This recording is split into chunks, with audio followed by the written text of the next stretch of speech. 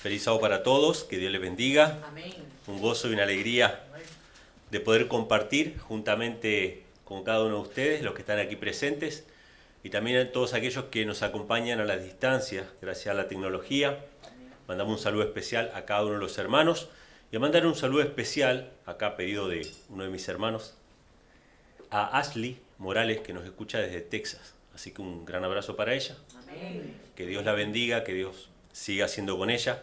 Y con cada uno de los hermanos que quizá por una cuestión u otra no se pueden congregar, aunque sí es la voluntad del Señor, siempre me gusta decirlo, que si tenemos la posibilidad de congregarnos físicamente lo hagamos. Amén. Yo sé que la pandemia nos ha mal acostumbrado a no buscar eso y quedarnos en casa, porque siempre se transmiten, y obviamente estas cosas se transmiten para aquellos que quizá no pueden, están imposibilitados, ¿sí? Y también para que quede un registro y en otro momento de la semana se pueda escuchar y se pueda compartir. Pero sí es la voluntad del Señor que si tenemos la posibilidad de congregarnos, que lo hagamos, ¿sí? Ahora, cantamos un himno que dice: cúmplase, oh Cristo, tu voluntad. ¿Será que Dios cumple su voluntad en nosotros, querramos o no querramos? Acá mueven la cabeza que no. Aunque ustedes, yo creo que ustedes lo saben porque hemos hablado aquí, hay religiones que creen que Dios a los que escogió les va a hacer cumplir su voluntad sí o sí, porque nadie puede resistir la voluntad del Señor. Entonces creen que los que ya están sellados, pase lo que pase, van a cumplir la voluntad. Pero la Biblia no presenta eso. De hecho, el título que estuve meditando para ponerle a este tema es la profecía que no se cumplió. La profecía que no se cumplió. ¿Será que hay profecías que no se cumplen, o por lo menos que no se cumplen como Dios hubiera querido, como Dios hubiese deseado? Hay muchas profecías que son condicionales, ¿sí? Unas palabras que vienen a la mente inmediatamente para destruir toda idea de predestinación y cosas así, son las palabras de Cristo cuando lloró sobre Jerusalén, que dijo: ¿cuántas veces quise juntarte? ¿Y qué? Y no quisiste. O sea, Dios quiso juntarlos, pero ellos no quisieron. Voy a mencionar una profecía condicional que no se cumplió como Dios quería. Dios hizo cumplir de alguna u otra manera. Ustedes saben que cuando los hombres no cumplen su voluntad, Dios busca otras maneras. Por ejemplo, cuando Jesús entró a Jerusalén triunfante y todos empezaron a cantar Hosana al que viene en el nombre del Señor, vinieron los fariseos y dijeron que se callen. ¿Y qué Jesús dijo? Si estos callaran, ¿podían haber callado? Claro, pero las piedras, se hubiese escuchado de una manera sobrenatural, se hubiese escuchado el mismo clamor para que se cumpliera la profecía, aunque no con las personas que habían sido llamadas a cumplirla, ¿sí? Pero quisiera mencionar un texto para anotar que se encuentra en Mateo 21:13. Jesús menciona una profecía que se tenía que cumplir de una manera, pero no se estaba cumpliendo como Dios quería. En Mateo 21:13, texto para anotar, no hace falta que lo busquemos, pero si quieren, dice que Jesús entró al templo y dijo: mi casa será llamada casa de oración. Jesús está citando una profecía del libro de Isaías 56, versículo 7. Esa profecía decía que su casa, el templo de Dios, iba a ser llamada casa de oración para todos los pueblos. Pero Jesús dice: y vosotros la habéis convertido en cueva de ladrones. O sea, Dios tenía un plan para Israel, pero ellos habían seguido otro camino. O sea que Dios puede no cumplir su voluntad en nuestra vida, no porque Él no quiera, sino porque nosotros nos negamos. Y hay una cita de la mensajera del Señor, que lo pueden anotar también, está en el Conflicto de los Siglos, en el capítulo 1, que es la destrucción de Jerusalén. En el Conflicto de los Siglos, página 18, párrafo 2, Elena White dice algo que a mí me impactó. a mí me impactó, me sacudió. Y muestra la responsabilidad que tenemos como pueblo de Dios, que a veces podemos dormirnos en esa falsa seguridad de que somos la iglesia y Dios, su iglesia es su iglesia y sea como sea, que es la falsa seguridad que lamentablemente comparten muchos adventistas del séptimo día, que se han dormido en esas promesas. Y la hermanita Vanessa el sábado pasado habló de la diferencia entre presunción y fe, ¿se acuerdan? Ella dijo en la escuela sabática que la fe era aferrarse a una promesa para cumplir la voluntad del Padre, pero la presunción era aferrarse a una promesa para no cumplir la voluntad del Padre.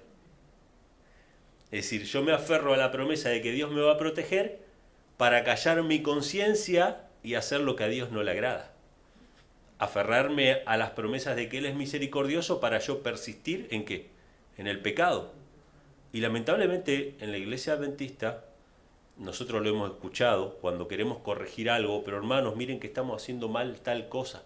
Nosotros somos la iglesia, sea como sea, esta es la iglesia, y cualquiera que hable algo contra la iglesia está tocando la niña de los ojos de Dios, y este barco va a llegar seguro. Y yo cuando estaba todavía en la iglesia recordaba las palabras del profeta Jeremías, ¿no?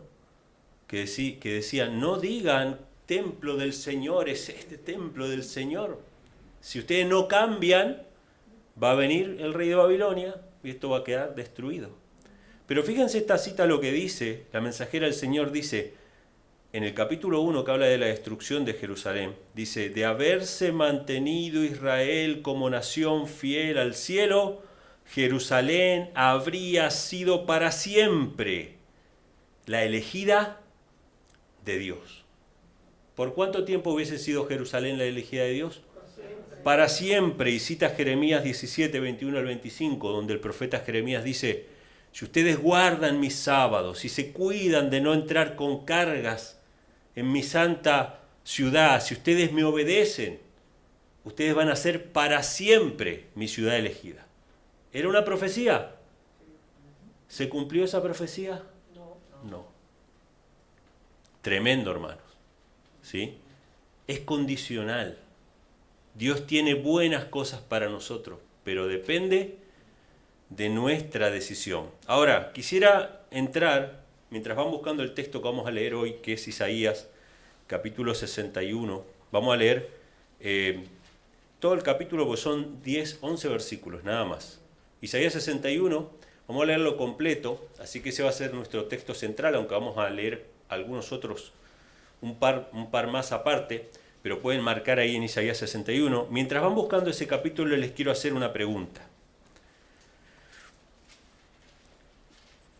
¿Qué les parece a ustedes o qué les parecería a ustedes si una de las promesas de la vida eterna, es decir, una de las promesas del reino restaurado de Dios, una de las promesas que Dios nos hace a nosotros es que cuando se termine el pecado y cuando reine el Mesías para siempre, cada uno de nosotros va a tener 2.800 esclavos que trabajen para nosotros, que sean de entre las naciones, de entre los gentiles.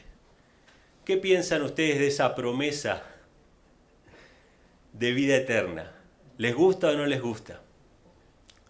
Sin embargo, esto está escrito en un libro que se llama el Talmud de Babilonia. ¿Ustedes escucharon hablar del Talmud de Babilonia? Si alguno lo quiere buscar, después lo puede buscar en la parte que se llama Shabbat 32b. No es que lo vayan a buscar. Esos libros de filosofía judía o de tradición judía no son tan accesibles. A lo sumo pueden llegar a encontrarlo en inglés. Pero en el Talmud de Babilonia dice que cada judío que sea fiel y que cumpla los mandamientos de Dios, en el reino del Mesías va a tener cada uno 2.800 esclavos gentiles que le van a servir. Y hasta el día de hoy, y yo lo he escuchado más de una vez hablar a los propios judíos, aunque este es un tema tabú porque muestra un lado racista, podríamos decir, y se supone que los judíos son los que sufren el racismo, pero yo le voy a decir un secreto, no hay nación que no sea racista. No hay nación que no se crea mejor que los demás. Y se lo estoy diciendo a los puertorriqueños que están aquí. Puertorriqueños para que usted lo sepa. ¿Es así o no es así? Nos creemos mejores que los demás. Y los judíos se creían y se creen, muchos de ellos, no todos, porque no todos creen así. Ya el chat GPT me aclaró que no es una creencia general. Por las dudas, para que no me confunda. No todos los judíos creen así, pero muchos hasta el día de hoy creen que en la Tierra Nueva, cuando el Mesías reine, van a tener 2.800 esclavos cada uno, gentiles, que van a trabajar para ellos. ¿De dónde vienen estas ideas? De una mala comprensión de las profecías de la Biblia. Y hoy vamos a toparnos con uno de esos versículos y vamos a ver cómo podemos llegar a desfigurar la voluntad de Dios, a desfigurar lo que Dios quiere para nosotros. ¿Sí? Vamos a leer en Isaías, capítulo 61. Esta es una profecía que se tenía que cumplir en el pueblo de Israel, en el pueblo judío, pero que lamentablemente no se cumplió. ¿Se cumplió en la vida del Mesías? Sí, se cumplió en la vida del Mesías, en la vida de Jesús. ¿Se quiere cumplir en nuestra vida como pueblo de Dios en la actualidad? Se quiere cumplir en nuestra vida. Pero va a depender de nosotros, de con qué ojos miremos y con qué corazón aceptemos la palabra del Señor y la voluntad de Dios para nuestra vida. Si dejamos que se cumpla en nosotros su voluntad. ¿Sí? Vamos a leer Isaías 61, versículo 1. Dice así: esto se cumplió cuando Cristo fue bautizado. Dice: el Espíritu de Jehová el Señor está sobre mí, porque me ha ungido Jehová. Me ha enviado a predicar buenas nuevas a los abatidos, a vendar a los quebrantados de corazón y a publicar libertad a los cautivos y a los presos apertura de cárcel. Hermanos, ¿cuándo se cumplieron estas palabras de Cristo? Lo tenemos registrado en los evangelios en el principio de su ministerio. Él se bautizó, ahí fue ungido con Espíritu Santo y poder para comenzar a cumplir su ministerio, y él repitió estas palabras en la sinagoga de Nazaret. Y dijo: esta escritura se ha cumplido hoy delante de vosotros. Eso le trajo obviamente una reacción violenta, lo quisieron matar al comienzo de su ministerio, y obviamente el plan de Dios no era que él muriese, y Dios lo liberó, ¿sí? Pero quiero destacar algo sobre esto, hermanos. Nosotros, como pueblo de Dios, tenemos que rogar por el descenso del Espíritu Santo, pero no solamente grupalmente, tenemos que pedirle al Señor que nos dé su Espíritu. Les voy a hacer una pregunta para que reflexionemos en esto. Antes del bautismo, ¿Jesús tenía el Espíritu Santo? Esto es importante, hermanos.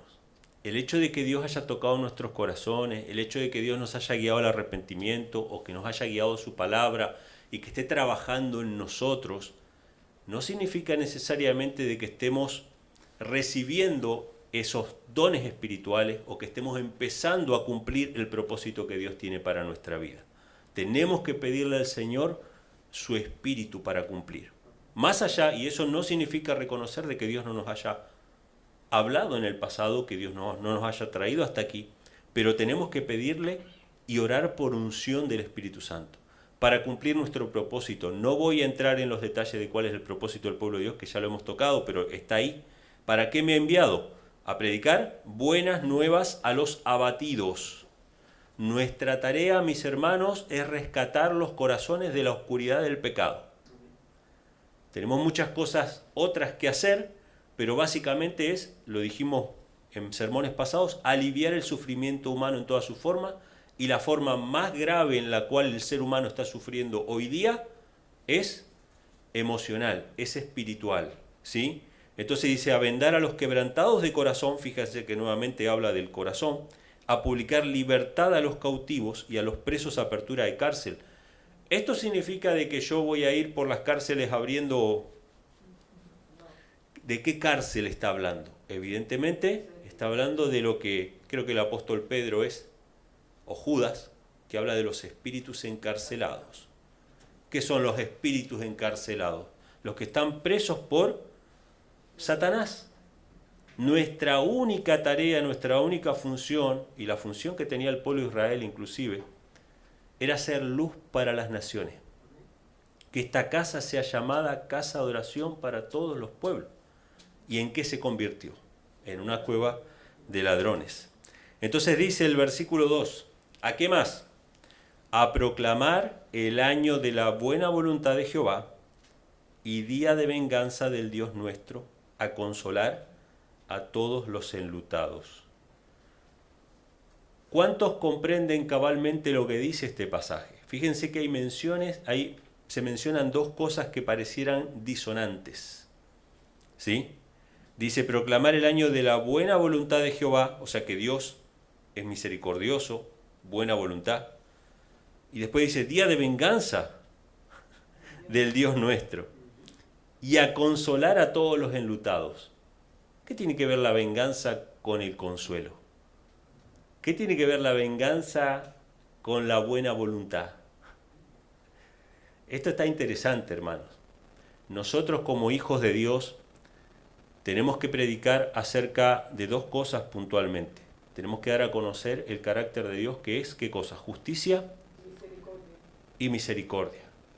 Nuestro mensaje no puede ser balanceado para un solo lado y decir, bueno, Dios, no le importa lo que tú hagas, no le importa que tú sigas en lo mismo, Dios es amor y el amor no le importa absolutamente cómo tú le adores, adórale como tú quieras. No, evidentemente eso no es así. Día de venganza del Señor es porque Dios va a pedir cuenta a cada ser humano. Y cuando hablamos de la segunda venida de Cristo, dice que va a venir Cristo a dar a cada uno conforme a sus obras. Hay hermanos que solamente hablan de la venganza. Hay hermanos que solamente exaltan la justicia de Dios y solamente se dedican a señalar el pecado de los demás. Pero guarda que nosotros no caigamos en la religión barata de que Dios no tiene justicia. ¿Sí? Entonces, yo escucho muchos así predicadores, no que escuche sermones largos, pero me aparecen fragmentitos de predicadores, y uno a veces escucha a un predicador y dice, mire qué interesante esto de no ser fariseo, no ser hipócrita, sí, está muy bueno, qué sé yo, pero después esas personas se van para un costado en el cual se deja de llamar al pecado por su nombre. Y ya, no solamente que nosotros no juzgamos, porque nosotros no tenemos que juzgar ni condenar a los demás, pero ya se empieza a hablar de parte de Dios como que a Dios no le importa eso, cuando la Biblia es clara sobre lo que a Dios le agrada y no le agrada. Nosotros podemos con amor, con cariño, explicar qué es lo que a Dios le agrada y qué a Dios no le agrada, porque no podemos mentir de parte del Señor, tenemos que hablar de su justicia y tenemos que hacer también el llamado amoroso que Dios nos hace a cada uno de volver a Él. Entonces, nuestro mensaje tiene las dos cosas, tiene la justicia y tiene la misericordia, ¿sí? Versículo 3. Esta es una de las partes centrales, hermanos, que me gustó. Yo realmente esta semana estuve leyendo como devocional, bueno, la agenda que me regaló Tania tenía Isaías 61, creo que 1 o 2 versículos, nada más, pero me llamó la atención este versículo central. Versículo 3, ¿para qué?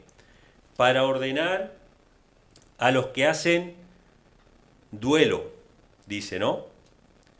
Para ordenar a los que hacen duelo en Sión, para darles gloria en lugar de ceniza, óleo de gozo en lugar de luto, manto de alegría en lugar de espíritu angustiado.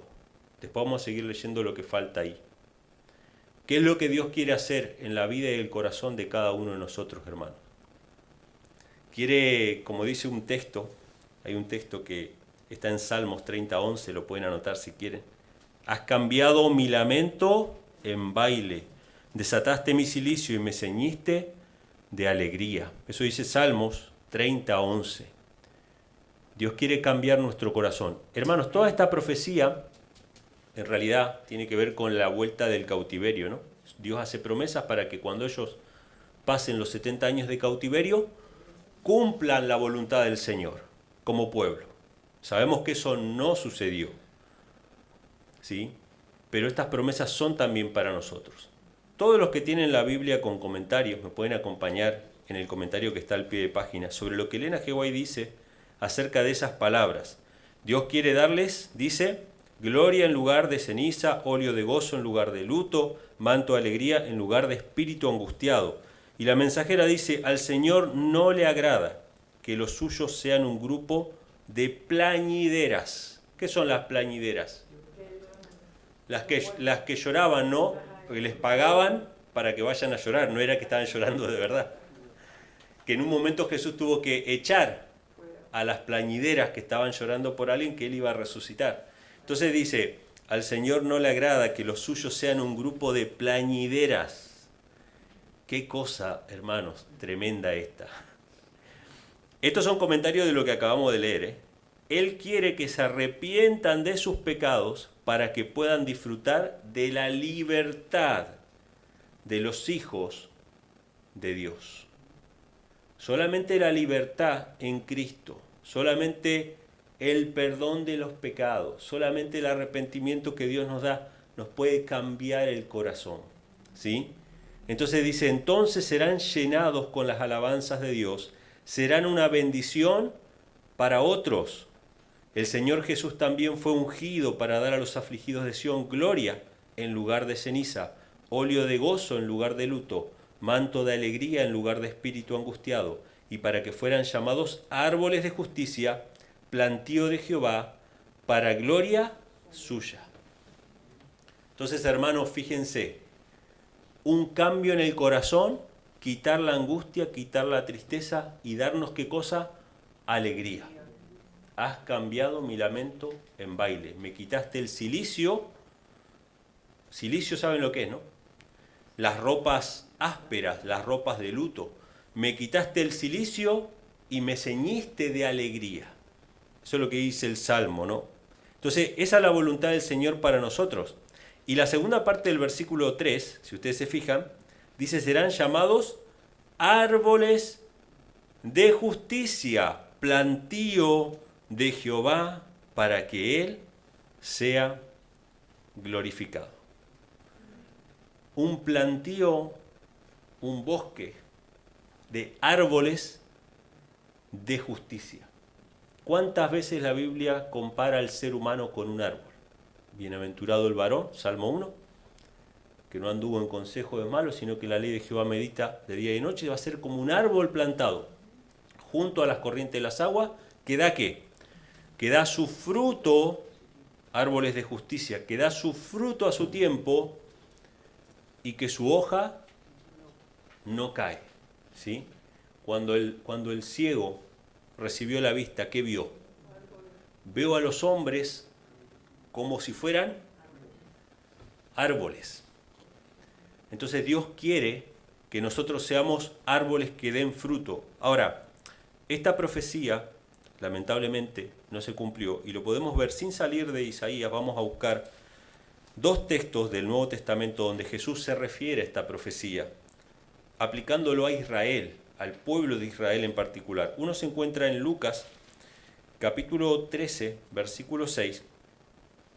Fíjense cómo hasta la época en que Cristo vino, ellos tenían tiempo de arrepentirse.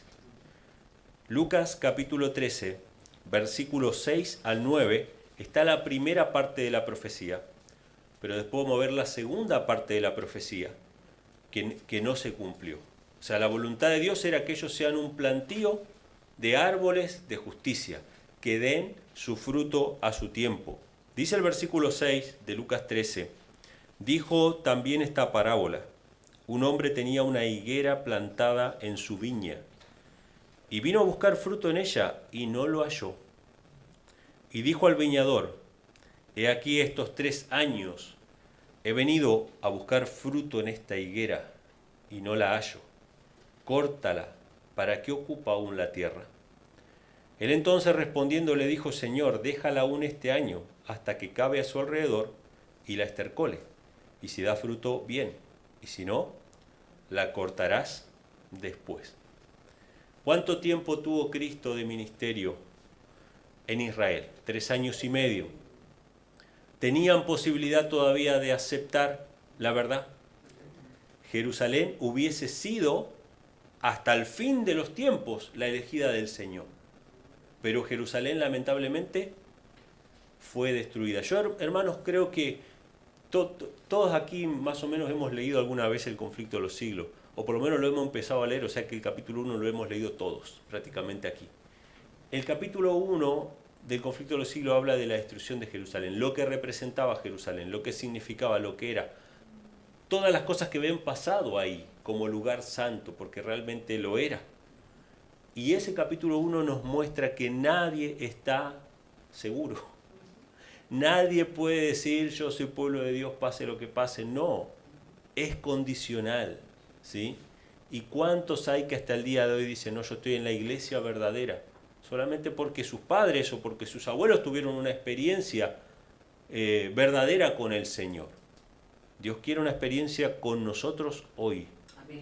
Si nosotros no tenemos una experiencia con Dios hoy, no somos su pueblo, por más linaje que tengamos. Esta es la primera parte de la profecía. La segunda está en Mateo, capítulo 21.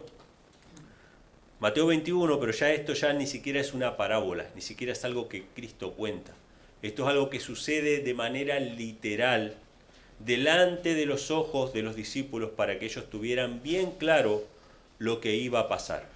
El pueblo de Israel había sido representado varias veces con una planta, con un árbol, con una viña, ¿sí? Cristo lo relaciona nuevamente en esta profecía. Mateo 21, versículo 18 dice, por la mañana, volviendo a la ciudad, tuvo hambre. Este es Jesús.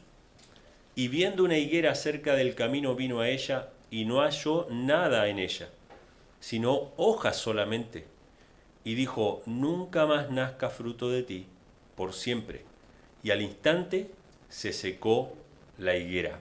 Viéndolo, los discípulos se maravillaron y decían, ¿cómo es que tan pronto se secó la higuera? Hermanos, los discípulos se maravillaron también porque casi todas las veces que Jesús abría su boca era para bendecir, la mayoría de las veces. Pero en esta ocasión vieron una maldición, nunca más salga fruto de ti. ¿Qué había en esta higuera? Esta higuera tenía muchas hojas y se explica, ¿no?, cuando uno lee un poquito acerca de esto, de que los higos suelen dar los frutos antes que las hojas. Se supone que cuando las hojas están allí es porque seguro hay fruto, ¿sí? Pero esta higuera tenía muchas hojas, aparentaba tener frutos, pero no los tenía. Y esto habla, hermanos, de una clase especial de pecado, que es el pecado de la hipocresía, de la falsa religión en la que cayó Israel. Porque todas las demás naciones y la gente del mundo no pretenden llevar fruto, no profesan llevar fruto. Pero Israel profesaba llevar frutos, profesaba ser luz para las naciones, ser el canal por el cual Dios hablaba a la humanidad. Y nosotros como pueblo profesamos conocer a Cristo. Si alguien se acerca a nosotros, ¿encontrará los frutos? ¿Sí? Este es el llamado que Dios nos hace a cada uno de nosotros. Vamos a volver a Isaías capítulo 61 para leer los textos siguientes. Hermanos, qué importante esta comparación de la vida espiritual con la vida natural, con las plantas, con los árboles, con los frutos. Yo lo he hablado, sé que lo he hablado, pero déjenme mencionarlo una vez más. ¿Cómo es el crecimiento espiritual? Es como el de las plantas. Tenemos que concentrarnos solamente, estar en contacto y en comunión con la fuente del crecimiento. Pero si nosotros queremos hacerlo nosotros, vamos a querer nosotros generar el crecimiento, nos vamos a desconectar de la fuente y no vamos a dar fruto, vamos a hacer apariencias, puras hojas. Pero si yo estoy en contacto con la fuente del crecimiento, que es la contemplación diaria de Cristo, la contemplación diaria de su amor, de su carácter, de su palabra, si yo estoy en oración y recibiendo la palabra, los frutos van a ser ¿cómo? Sin que nos demos cuenta. usted no planta el arbolito ahí y se sienta a esperar que dé fruto, no. Usted lo planta y lo único que usted se tiene que acordar es regarla, que le dé el sol, que le dé el agua. Mientras tenga agua y sol, solo va a dar su fruto. Si usted agarra y estira el arbolito para ayudarlo a crecer, ¿qué va a pasar? Lo mata. Entonces, nuestra única preocupación es estar en comunión con el Padre. Esa es nuestra única preocupación. Dios va a dar como consecuencia esos frutos. Ahora, ¿qué va a pasar cuando seamos plantío de Jehová? Versículo 4. ¿Para qué Dios nos quiere así? Reedificarán las ruinas antiguas y levantarán los asolamientos primeros y restaurarán las ciudades arruinadas, los asolamientos de muchas generaciones. Si bien esto habla, como mencionábamos, del cautiverio babilónico, Jerusalén fue destruida, tenían que volver a Jerusalén para reedificar y todo eso, tiene un mensaje importante allí. ¿Por qué? Porque habla de la restauración de la verdad. ¿Cuál iba a ser el ataque más grande contra la verdad profetizado en la Biblia, en el libro de Daniel? La abominación desoladora, que iba a echar por tierra la verdad. Y Dios quería levantar los que sean reparadores de portillos, para restaurar la verdad. Si ustedes se fijan, por ejemplo, para citar solamente un par de versículos, para anotar si quieren, Daniel 11:31, Daniel 12:11 habla acerca de la abominación desoladora.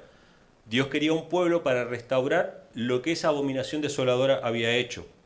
Y en el 58:12 se habla de los restauradores de calzada.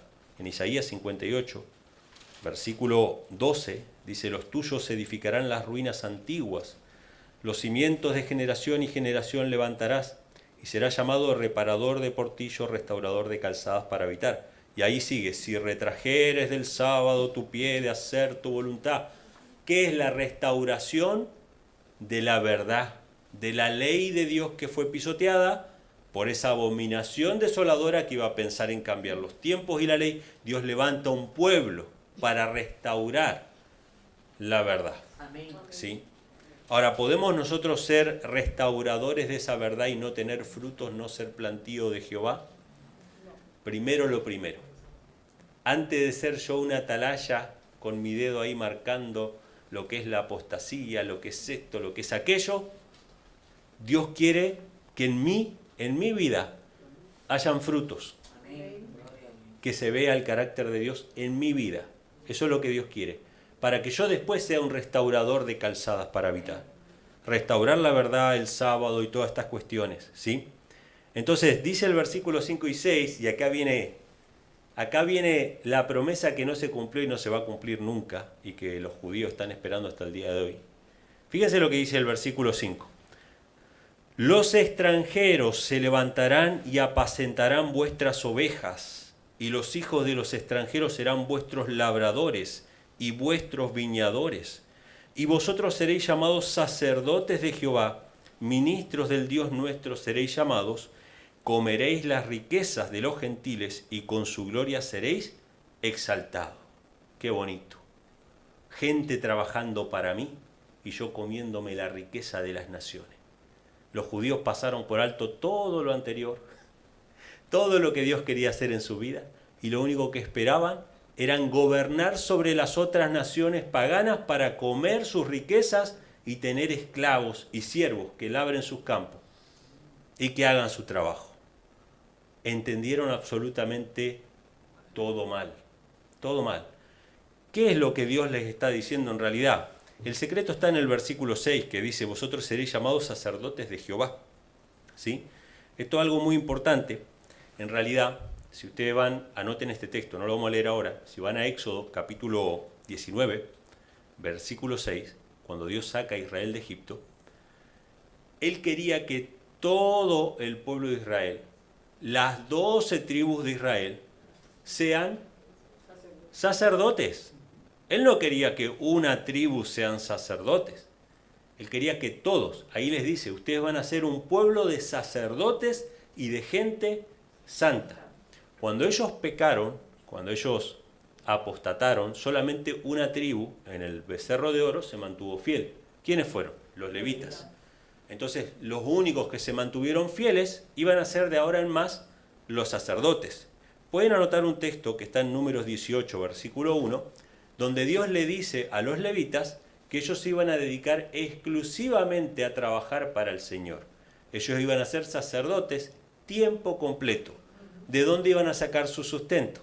Las 11 tribus restantes iban a trabajar sus campos, iban a trabajar y hacer todo lo necesario, y ellos iban a comer lo que ellos produjeran, porque ellos iban a estar 100% en el servicio del Señor. Como iban a estar 100% trabajando y ministrando para el Señor, tenían que comer lo que otros produjeran, que básicamente eran los diezmos y las ofrendas, etc. El pueblo de Israel, si hubiese aceptado lo que Dios tenía para él, iban a ser una nación de sacerdotes, e iban a comer lo que otros produjeran, no porque iban a tener esclavos, sino porque ellos iban a estar trabajando para el Señor y no iban a tener el tiempo para producir lo demás. Pero fíjense, hermano, cómo se puede torcer las Escrituras, cómo se puede tergiversar y convertir en egoísmo, ¿sí?, y en algo totalmente ajeno a la verdad, la palabra del Señor.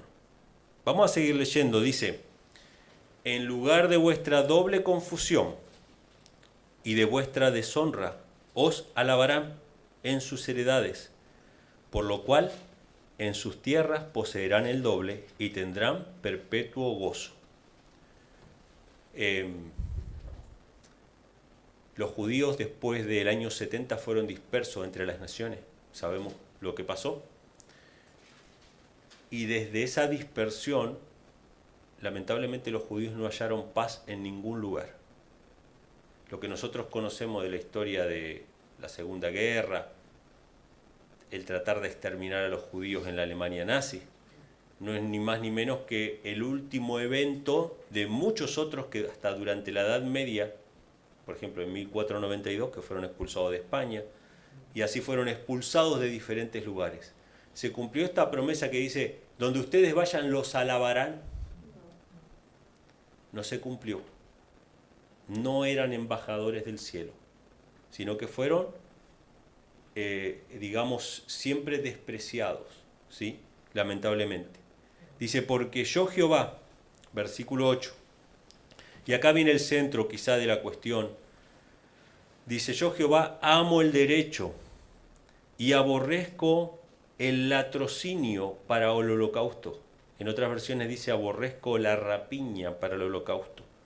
Por tanto afirmaré en verdad su obra y haré con ellos un pacto eterno. ¿Escucharon hablar alguna vez del pacto eterno? Hay libros de nuestros pioneros que hablan acerca de esto, ¿no? Y Elena G. White también habla del pacto eterno. ¿Qué es el pacto eterno? No voy a entrar en detalles, ¿no?, pero el pacto eterno es el único pacto que Dios hizo con el hombre, que Dios quiere hacer con el hombre. Pero lamentablemente la historia del pueblo de Israel está dividido entre el viejo pacto y el nuevo pacto. ¿Por qué? Porque el viejo pacto, y también en nuestra vida, ojo, el viejo pacto es querer nosotros cumplir las promesas de Dios. El nuevo pacto o el pacto eterno es que Dios cumpla en nosotros sus promesas. Que yo le permita a Dios que Él cumpla en mí sus promesas. Y acá dice que Él odia la rapiña, ¿no? Aborrece la rapiña para el holocausto. ¿Qué pasa si yo no estoy en Cristo y llevo holocausto, sacrificio, adoración? Dios no puede recibir el don de mis manos si hay tanto pecado en mí. Por eso es que Dios le dice al pueblo de Israel en Isaías 1: yo estoy hastiado de vuestros sacrificios, no los puedo recibir. No eran los sacrificios en sí, sino el corazón con el cual ellos, la rapiña con el cual ellos ofrecían esos sacrificios. Entonces Dios dice: yo estoy cansado de la falsa religión, yo quiero hacer el pacto eterno, yo quiero hacer mis obras en ustedes, yo quiero que ustedes me permitan, ¿no?, que yo obre en ustedes. Entonces dice, de paso, hermanos, por ahí si los que quieran revisar el tema del pacto eterno, pueden anotar Gálatas capítulo 4, que ahí el apóstol Pablo menciona, ¿no?, que Abraham tuvo dos hijos, uno de la esclava y uno de la libre. Y dice que estas dos mujeres son una alegoría de los dos pactos. ¿Por qué? Porque el hijo de la esclava era Abraham cumpliendo él la promesa de Dios. El hijo de la libre era Dios cumpliendo en Abraham la promesa. Entonces ahí tenemos un ejemplo claro de lo que es el viejo pacto y el nuevo pacto, ¿sí? Para que lo tengamos claro. Entonces dice el versículo 9, la simiente de ellos será conocida entre los gentiles y sus renuevos en medio de los pueblos. Todo lo que los vieren reconocerán que son simiente que Jehová ha bendecido. Fíjense qué interesante, ¿no? Lo que Dios quiere cumplir en nosotros. Él quiere que cuando la gente nos vea, reconozca que Dios está con nosotros. Yo sé que en algún momento de nuestra vida alguien quizá nos ha dicho algo parecido. Yo sé que Dios está contigo, aunque nosotros no le hayamos hablado nada. Yo sé que a Dios a ti te escucha, que ores por mí. O yo quisiera tener la paz que tú tienes. Lo que Dios quiere hacer con nosotros es que otros sepan que Dios nos bendice, sin tener que hablar demasiado.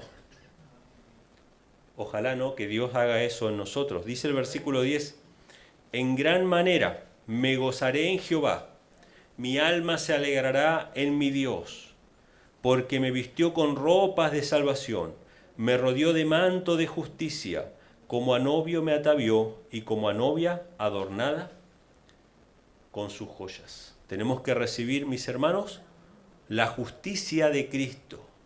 Tenemos que recibir las vestiduras de justicia que solamente la sangre de Cristo nos puede dar. De hecho, este era el versículo que traía la agenda, Tania.